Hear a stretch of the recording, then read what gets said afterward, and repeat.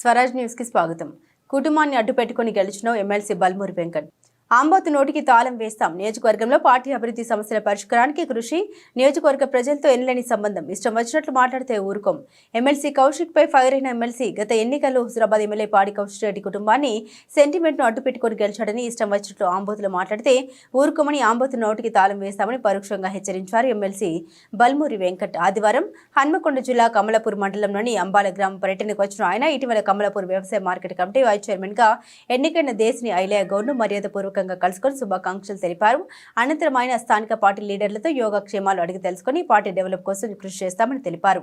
ఈ సందర్భంగా ఆయన మీడియాతో మాట్లాడుతూ ఎమ్మెల్యే కౌశిక్ రెడ్డి ప్రజల సమస్యలు పక్కన పెట్టి కేసీఆర్ కుటుంబానికి భజన పరుడులా తయారయ్యారని, రైతుల సమస్యల కోసం ప్రభుత్వం అసెంబ్లీలో చర్చిస్తుంటే ఫార్ములా రేస్పై ఇతర సమస్యలపై కేసీఆర్ కుటుంబానికి సపోర్ట్ గా మాట్లాడడం ఏంటని ప్రశ్నించారు.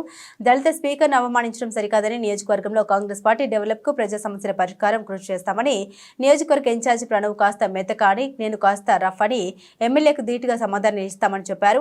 ఇద్దరం కలిసి నియోజకవర్గంలో పార్టీ అభివృద్ధికి బాటలు వేస్తామని, ప్రభుత్వ సంక్షేమ పథకాలు ప్రజలకు అందేలా చూస్తామన్నారు. ఈ సందర్భంగా ఎమ్మెల్సీని కాంగ్రెస్ పార్టీ లీడర్లు ఘనంగా సన్మానించారు. ఈ కార్యక్రమంలో ఆరుకాల వీరాజలింగం, మార్కెట్ డైరెక్టర్ గట్టు శ్రీధర్, శివకృష్ణ, కొండ రమేష్, హనుమల్ల ప్రసాద్, ఓదెలు నరసింగం, మొగిలిచోల శ్రీనివాస్ పాల్గొన్నారు. పంచుకొని ఇక్కడ చాలా మంది కార్యకర్తలతోటి నాకు నా కుటుంబ సభ్యులతో ఏ రకమైన అనుబంధం ఉందో ప్రతి కార్యకర్తతో కూడా ఆ రకమైన అనుబంధం ఉంది.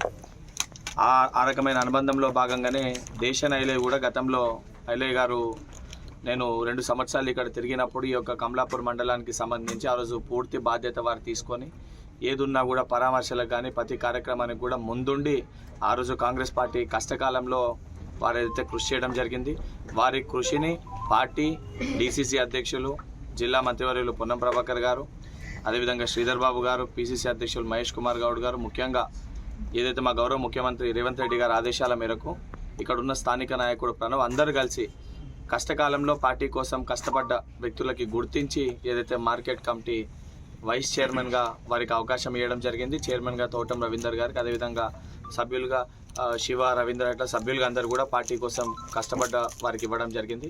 ఆ రోజు నన్ను ఆహ్వానించినప్పటికీ ఆ రోజు ఇతర కార్యక్రమాలతోటి ముఖ్యమంత్రి కార్యక్రమాలతోటి బిజీగా ఉండడం వలన నేను ఆ రోజు వారి యొక్క ప్రమాణ స్వీకార కార్యక్రమాల్లో పాల్గొనలేకపోయినాను. సో ఏదైతే కౌన్సిల్ అయిపోయినాక తప్పనిసరిగా ఐలన్న నేను ఇంటికి వస్తానని చెప్పి వారికి చెప్పడం జరిగింది. చెప్పిన విధంగా ఏదైతే 100% సరే నియోజకవర్గాన్ని ఇక్కడ ఉన్నా లేకపోయినా 100% 2 సంవత్సరాలు ఏదైతే వాళ్ళతో ఉన్న అనురాగాలు, ప్రేమ అనురాగాలు ఏదైతే ఆ కనెక్షన్ ఏదైతే వాళ్ళతో ఆ బాండ్ ఏదైతే ఉందో 100% వారి కష్ట సుఖాల్లో ఒక ఎమ్మెల్సీగానే కాదు వారిలో ఒక కుటుంబ సభ్యునిగా, ఈ కార్యకర్తల ప్రతి కుటుంబంలో ఒక కుటుంబ సభ్యులుగా వాళ్ళకు అండదండగా ఉంటాను. దానితో పాటు హుజురాబాద్ నియోజకవర్గ కాంగ్రెస్ పార్టీ బలోపేతానికి ఒక ఎమ్మెల్సీగా ఇక్కడ ఉన్న అన్ని సమస్యలపైన అవగాహన ఉన్న వ్యక్తిగా పెద్దలు వీరేశం లింగమన్న సొంటోలు అనేక మంది ఈరోజు మేధావులు కాంగ్రెస్ పార్టీలో ఉన్నారు. పీసీసీ డెలిగేట్ భగవాన్ రెడ్డి గారు చెప్పుకుంటూ పోతే మా మండల అధ్యక్షులు అందరూ అనుభవం ఉన్న వ్యక్తులు ఉన్నారు. వారికి సమస్యలన్నిటిపైన అవగాహన ఉంది. ఆ సమస్యలన్నింటినీ కూడా పరిష్కరిస్తామని చెప్పి స్థానికంగా మొన్న మా పోటీ చేసిన అభ్యర్థి ప్రణవ్ గారు కూడా ప్రజల మధ్యలో తిరుగుతూ ఆ సమస్యలన్నీ కూడా తెలుసుకుంటారు. ఏదైతే ఈ సమస్యల పరిష్కారానికై కాంగ్రెస్ పార్టీ ఏం పనిచేస్తలేదు, కాంగ్రెస్ పార్టీ సమస్యల్ని పరిష్కరిస్తలేదని చెప్పి హుజురాబాద్ శాసనసభ్యుడు కౌశిక్ రెడ్డి ఒక ఆంబోతు లెక్క నోటికి వచ్చినట్టు ఏది పడుతుంది మాట్లాడుతుండు. ఆ ఆంబోతు నోటికి తాళాలు వేస్తూ హుజురాబాద్ నియోజకవర్గ అభివృద్ధికి ఏదైతే మా స్థానిక కాంగ్రెస్ పార్టీ నాయకులు వాళ్ళు ఇచ్చే సలహా సూచనలు ఏవేవి కావన్నో తప్పనిసరిగా ఒక శాసన మండలి సభ్యునిగా 2 సంవత్సరాలు ఇక్కడ ప్రజల మధ్యలో ఉండి ప్రజలకి ఆ రోజు వాగ్దానం చేసిన విధంగా 100% వీరి యొక్క సమస్యలకి ఏదైతే మా స్థానిక నాయకత్వం వారి యొక్క ఆదేశాల మేరకు తప్పనిసరిగా ఇక్కడ పార్టీ బలోపేతానికి సమస్యల పరిష్కారానికి కృషి చేస్తాము. దానితో పాటు ముఖ్యంగా ఈరోజు ఏదైతే అసెంబ్లీలో హుజురాబాద్ నియోజకవర్గ సమస్యలపైన మాట్లాడతాడు, ఇక్కడ సమస్యల్ని లేవనెత్తుతాడని చెప్పని ఏదే చట్టసభలకి అసెంబ్లీకి పంపితే ఏదో కేటీఆర్ పైన ఈ రేసింగ్ కేసు అయితే దానికి సంబంధించి అది వాళ్ళ కుటుంబ సమస్య, కేటీఆర్ వ్యక్తిగత సమస్య. ఆయన తప్పు చేసి అడ్డదారిన దొడ్డదారిన ఏదైతే ప్రొసీజర్ ఫాలో కాకుండా సిస్టమ్ ఫాలో కాకుండా నిధుల్ని దారి మళ్లించారని చెప్పి సంబంధించిన డిపార్ట్మెంట్ అంటే ప్రభుత్వంలో కాంపిటెంట్ అథారిటీ ఆ సంబంధించిన డిపార్ట్మెంట్ దానిపైన విచారణ జరుపుతుందని చెప్పిండ్రు. రైతులపైన చర్చ పెట్టాలని వారే మొదటి రోజు రైతులకు సంబంధించి గ్రీన్ కండువాలు వేసుకొని ఆకుపచ్చ కండువాలు వేసుకొని వచ్చారు.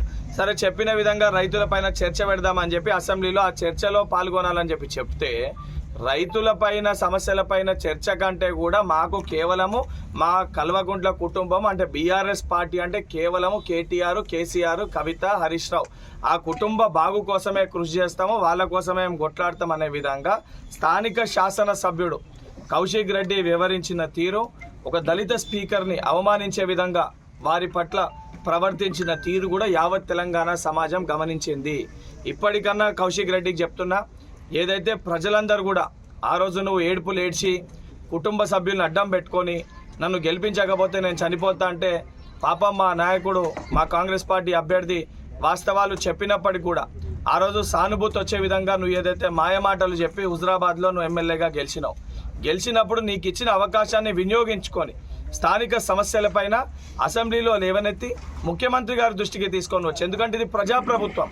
ఈ ప్రజాప్రభుత్వంలో ఎలక్షన్స్ వరకు కాంగ్రెస్, బీజేపీ, బీఆర్ఎస్ ఒకసారి ప్రభుత్వం ఏర్పడ్డాక రేవంత్ రెడ్డి గారు తెలంగాణ రాష్ట్రానికి మొత్తానికి ముఖ్యమంత్రి గారు. ప్రతి నియోజకవర్గానికి సంబంధించి వాళ్ళు చేసినట్టు ఇందులో మిల్లు కేవలం టీఆర్ఎస్ కార్యకర్తలకే ఇస్తాము, లేదా ఎమ్మెల్యేకి దగ్గరున్న వాళ్ళకి ఇస్తాము, దళిత బంధు చైర్మన్ గారి ఇంటికి 3 ఇచ్చినట్టు, ఇక్కడ లేకపోయినా కూడా ఏదైతే హైదరాబాద్లో ఉన్న వారికి దళిత బంధు ఇచ్చినట్టు ఇటువంటి వ్యవహారం కాంగ్రెస్ పార్టీ చెయ్యదు.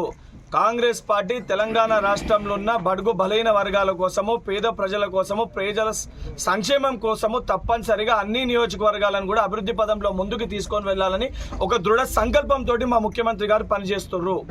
చంద్రశేఖరరావు గారు వచ్చి సలహాలు ఇవ్వాల్సింది పోయి ఫార్మ్ హౌస్లలో వండుకొని యాంబోతుల్ని ఆ బాబామర్దులను ఇద్దరిని బయటికి పంపించి తెలంగాణ రాష్ట్ర అభివృద్ధి జరగొద్దు, ఎందుకంటే మా హయాంలో జరగలేదు, ఇప్పుడు కాంగ్రెస్ హయాంలో జరిగితే ఎక్కడ వారి పేరు పోతుంది, తెలంగాణ ప్రజలు వాళ్ళని మర్చిపోతారని ఒక భయంతో ఈరోజు కౌశిక్ రెడ్డి సొంటి కొంతమంది శాసనసభ్యులను అడ్డం పెట్టుకొని వ్యవహరిస్తున్న తీరుని 100% ఏదైతే తెలంగాణలో ఉన్న పుట్టిన బిడ్డగా, ఏదైతే తెలంగాణలో ఉన్న ఒక విద్యార్థి నాయకునిగా, ఒక శాసన మండలి సభ్యునిగా ఇటువంటి యొక్క అచ్చోష ఆంబోతులకి కళ్ళాలేసి వీళ్ళ మాటల్ని కూడా అదుపులో పెట్టి హుజరాబాద్ నియోజకవర్గంతో పాటు తెలంగాణ రాష్ట్ర అభివృద్ధి కార్యక్రమాల్లో ముందుకు తీసుకువెళ్లడంలో, అదేవిధంగా కాంగ్రెస్ పార్టీ ఇచ్చే ప్రతి సంక్షేమ పథకాలన్నీ కూడా ప్రజలకి చేరువుగా తీసుకెళ్లడంలో, దానితో పాటు కార్యకర్తలకి కష్ట సుఖాల్లో అండదండగా ఉండే బాధ్యత 100% నికార్సైన కాంగ్రెస్ పార్టీ కార్యకర్తగా నా పైన ఉంది. 100% ఆ బాధ్యతను కూడా నేను చేస్తాను.